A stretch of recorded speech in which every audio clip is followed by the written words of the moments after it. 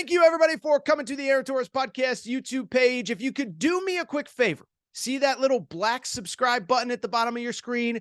Go ahead, click that black subscribe button. Really does help our audience grow, really does help our channel grow, really does help and mean more than you could possibly know. So go ahead, hit that little black subscribe button. Also, thank you to our presenting sponsor, Betfred Sportsbook and the Betfred Sportsbook app. Bet 50 on any game, get $250 in free bets.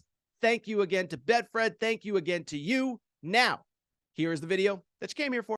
And the topic of the day, let me just say this. First of all, it's not really one topic, but it's two different stories in one. They kind of go together. And what's interesting is this. They say in the SEC, it just means more. Well, that might be the case in the Big Ten, where we had not one, but two crazy stories in the Big Ten this weekend. And I do think they speak to something bigger than just a game or a result or a TV contract or whatever. And so let's get into it. Let's discuss both stories. The first one, very interesting bombshell report on Sunday afternoon from ESPN's Pete Thamel. The article, the conversation, what the article was about was essentially this. We all remember our old buddy Kevin Warren, right? For people who don't remember the name Kevin Warren, here is who Kevin Warren was.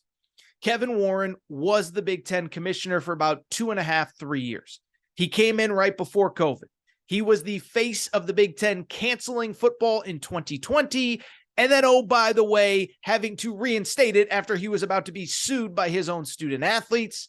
Survives that, moves on, and to his credit, was part of and negotiated that massive TV deal that we spent so much time talking about last spring and summer. The Big Ten adds UCLA and USC, and then from there, they sign a $7 billion TV deal that essentially assures every school about $70, $75, $80 million a year, the most lucrative TV deal that we've ever seen.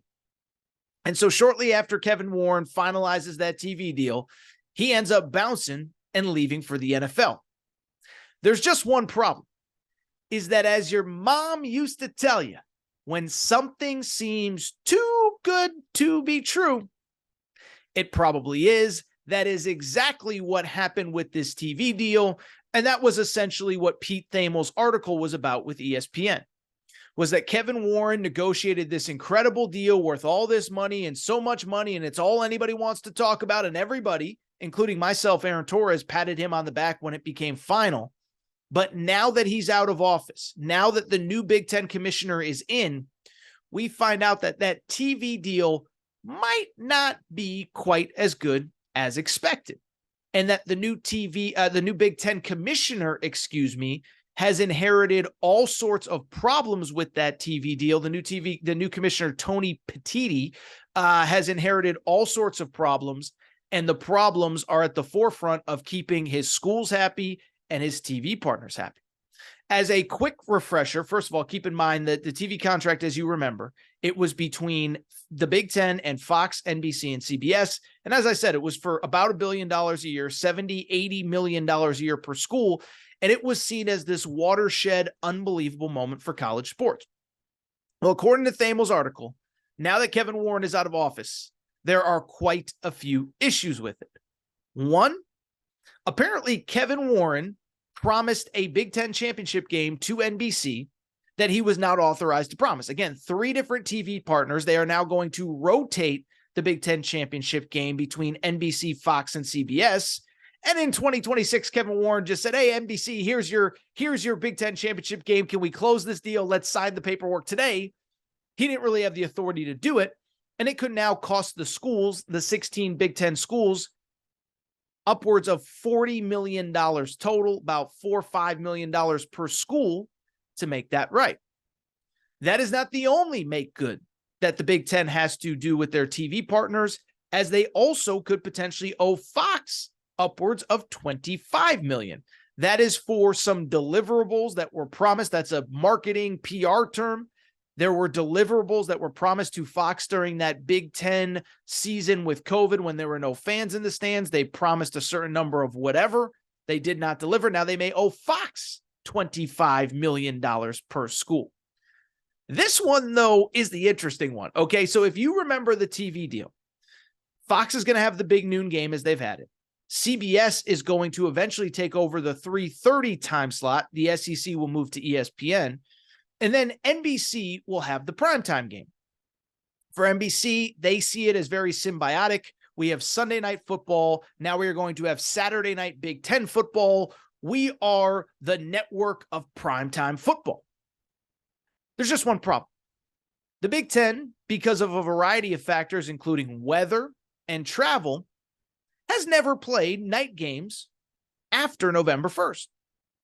And so the issue has become that these schools were not made aware that they are going to have to participate in night games all season long, and some of them are not very happy about it. Most notably, you know who the 3 schools are that are not happy about playing night games in late November and early December? Oh, your 3 biggest brands, Ohio State, Penn State, and Michigan. So the 3 biggest brands don't want to play. Now, they may still play, but they don't want to play. And then finally, so remember, you owe the NBC $40 million because you promised them a game that you can't deliver on. You owe Fox $25 million.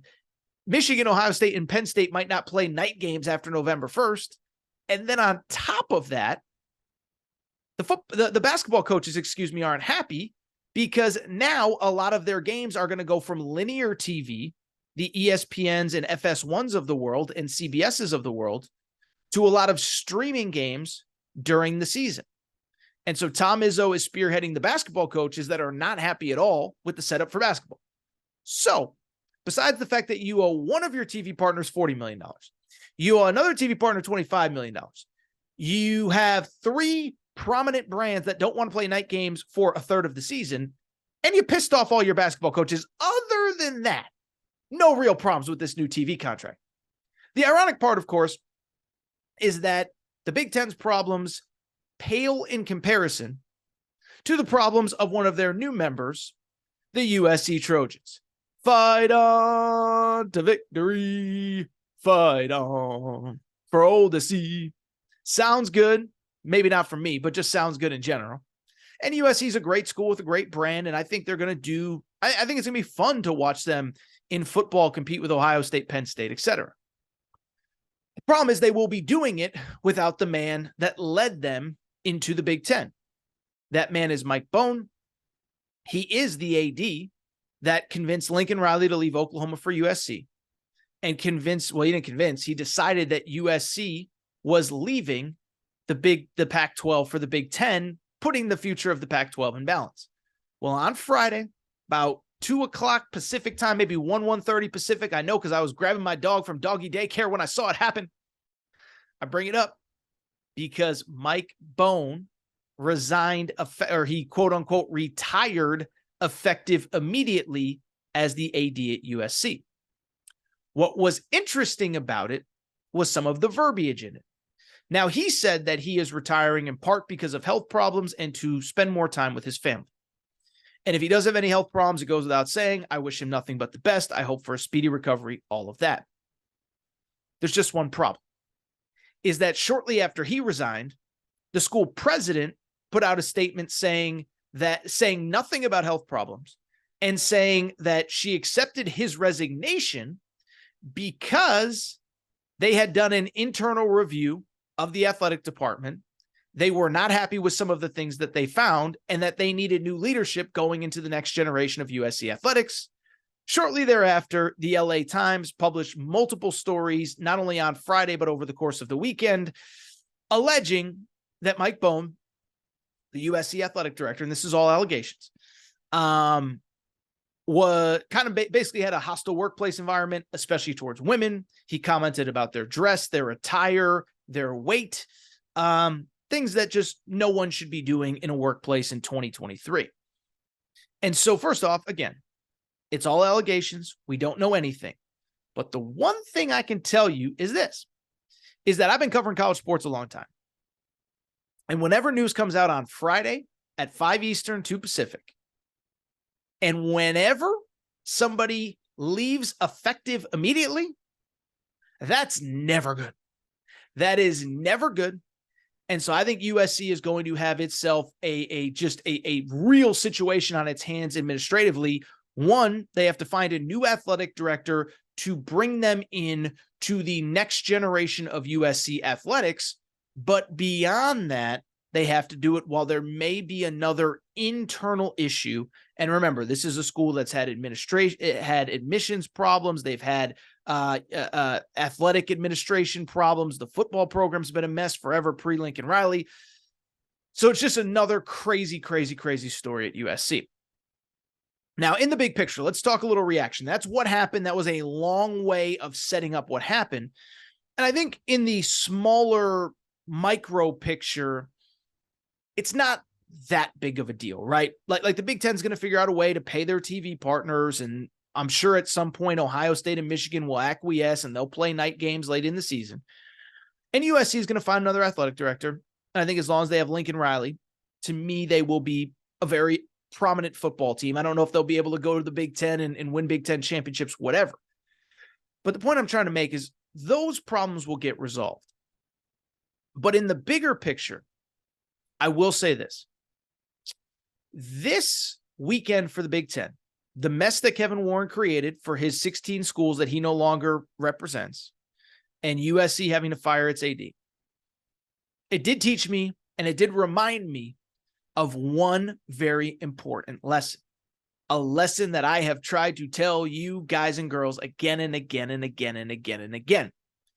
It is that the people that are in charge of college athletics do not care about you as a consumer, your school, your coaches, your athletes nearly as much as you do.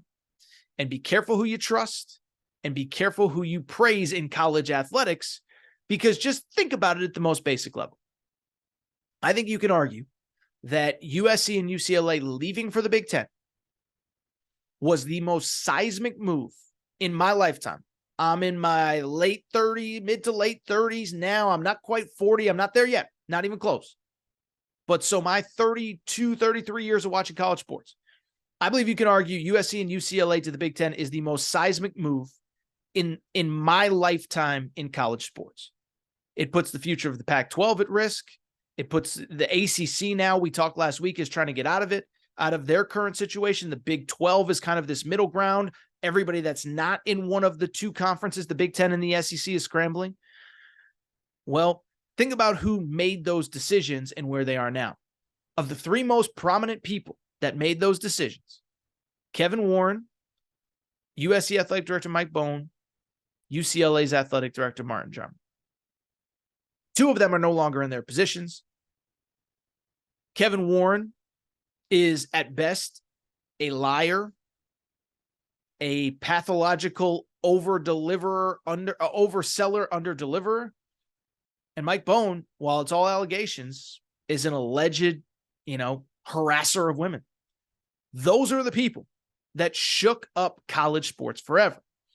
And so it goes back to what I have told you guys and girls so many times. Listen, I don't blame USC and UCLA for leaving. I don't blame Oklahoma and Texas for leaving for the Big 12. I don't blame Cincinnati and Houston and all them for leaving for the Big 12 either. By the way, I think I said Texas and Oklahoma leaving for the Big 12. They're obviously leaving for the SEC. But what I will tell you is what I tell you all the time. Think about it at the most basic level. Who actually benefits from all of these seismic decisions that are being made in college sports? Well, it's not the players. Players are going to be flying all over the country. I was talking to somebody at one of the two schools last week that are going to be going to the Big Ten, USC and UCLA. They have no idea what they're going to do. But it's not just about football. Think about all the other sports. I mean, basketball plays 20 league games. That means 10 league road games, which means at minimum, you're probably making 4 or 5 trips across country for basketball. It's the same with softball. It's the same with track and field. It's the same with baseball. It's the same with lacrosse. It's the same with soccer. And I don't know what sports UCLA and USC have, but the bottom line is it's clearly not about the student athletes. I don't think it's about the coaches. Now, you could say don't feel bad for the millionaire old guys that are getting paid, and I agree with that to a degree. What I'd also say, though, is Mick Cronin's job did not get easier going to the Big Ten. Lincoln Riley's job did not get easier going to the Big Ten. Obviously, Andy Enfield, Chip Kelly, it's the same. And so now Chip Kelly, it's hard enough to fill the Rose Bowl, and we'll get to the fan aspect in a minute. It's hard enough to build a winner at UCLA to begin with when you're the second best team in town. Now you got to go and compete with not only Lincoln Riley, but Ryan Day, Luke Fickell at Wisconsin, Matt Rule at Nebraska, Jim Harbaugh, James Franklin. And if you get fired, you get fired. They don't care about you. They just want wins. They didn't consult you. They didn't ask you. They don't care about your opinion. And even the fans. I get it. Be another good home game or two on the schedule, but at what cost? Does it make it easier for your team to win championships? I say this all the time. I use the Herm Edwards quote. You play to win the game. Well, it's not going to, listen, schedule is going to be better, no doubt. But are you going to win at a higher level at UCLA or USC? I don't know. I don't think so. Does it put you in better position to win championships? I don't know. Now, financially, you're stable, but what's the point of having all that money? Doesn't help you as the fan, doesn't help the players, doesn't help whatever. Know who it helps? The AD, who agreed to it. In this case, Mike Bohn, and of course, Kevin Warren. And so really, if you think about it at the most basic level, this move, who benefited and what are the risks for them? Well, Kevin Warren benefited because he got himself a new job out of it. He's now back in the NFL where he wants to be. I don't think he ever wanted to be in college in the first place. I think he took that Big Ten job to leverage to get back in the NFL. So when when it's time to pay the piper, when it's time to deal with the consequences of this, whatever those consequences may be, and we don't know what they will be, but there are going to be logistical issues trying to run 20 plus sports with a league that spans from Piscataway, New Jersey, where Rutgers is, to Los Angeles, where UCLA and USC are. There's going to be issues. Not Kevin Warren's problem. He doesn't care. He got paid. He got the job he wanted. He's out. Mike Bohn doesn't care. Yeah, I mean, he resigned. He retired. But he'll bounce back, assuming there's no serious health issues. He'll get some consulting gig. He'll get a nice little six-figure something doing something. But what about USC? What about the Bills? What about the athletes? What about the travel? What about when UCLA basketball, UCLA basketball went 18-2 in the Pac-12 this year. You think UCLA fans are going to accept Mick Cronin going 12-8, which is a really good record, all things considered, 2 years from now, 3 years from now, 4 years from now in the Big Ten? So I'm not going to belabor the point. All I'm going to say is that as time goes on, just remember this conversation. And the next time there's realignment, just remember this. I'll tell you, I'll be honest. I think about this. We talked about last week with UConn, my alma mater, considering the Big 12. What if the ACC calls? And I've thought about it. I really respect the administration at UConn. I really do. I think they've done an incredible job given the circumstances around the program. But if they move to the Big 12 eventually and it doesn't work out, they're not going to be there to deal with the consequences. We as fans will be there. We as fans will have to deal with whatever the fallout is. The administration won't be. The coaches will eventually leave. So it's just something to think about. Crazy week for the Big Ten, but it's a reminder. Be careful who you trust. Just because something sounds good, it might not be as good as it actually is. And finally, most importantly, be careful who you trust. And remember, the powers that be in college sports don't care about your team nearly as much as you do.